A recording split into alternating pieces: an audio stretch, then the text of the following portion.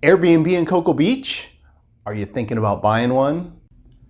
Hey everybody, my name is Larkin with REMAX Solutions. I appreciate you tuning in to watch this video. If you like what you see, I'd appreciate it if you hit that subscribe button. Thumbs up are appreciated, and any comments or questions you have, I'd love to hear from you. All right, so you're planning on buying a condominium to make it an Airbnb.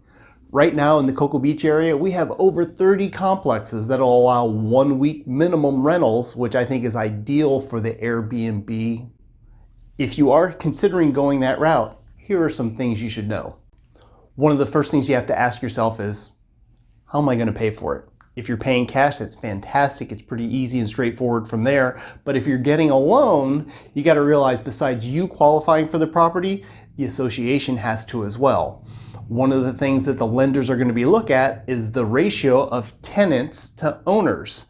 So the lender will be looking at how many owners are there versus how many tenants, and the higher the tenants that are available, the lower the chance of you actually getting a conventional financing. So you'll have to either go with hard money or some type of portfolio loan.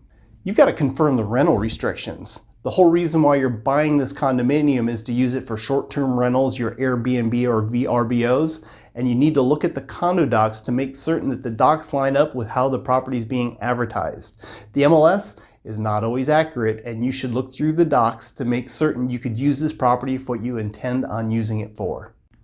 Fortunately, the laws for buying a condo will allow you as the new owner a 3-day period in order to review the docs.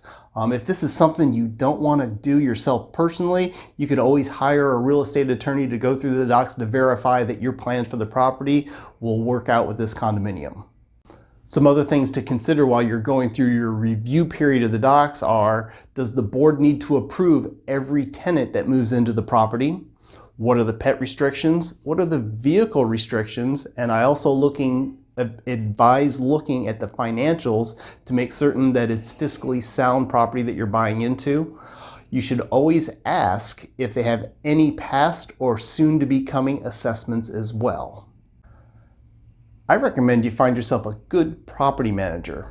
Plus, having a good property manager that you have a relationship with will help you determine the rental price that you ask for the property.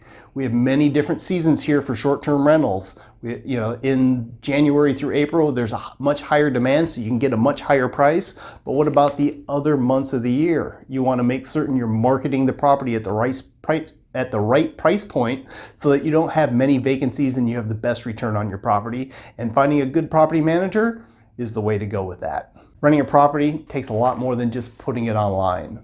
Whether you're using a property manager or you're using a site like Airbnb to market your property for sale, you've got to make sure you have great photos and a good description on the property. And you can't take good photos with your cell phone in order to market for the property for rent. Make sure you either have yourself a good DSLR in order to take these pictures, or hire a professional to take the photos for the property. So how are you going to fix it? You know, owning a rental property, it's inevitable things are going to break. The AC is going to stop, the toilet's going to back up, there's going to be leaky faucets, and these are things that are going to need to be taken care of. If you're hiring a property manager, you're covered because you know they have the systems in place in order to get these things done. But if you're doing it on your own, you've got some decisions to make.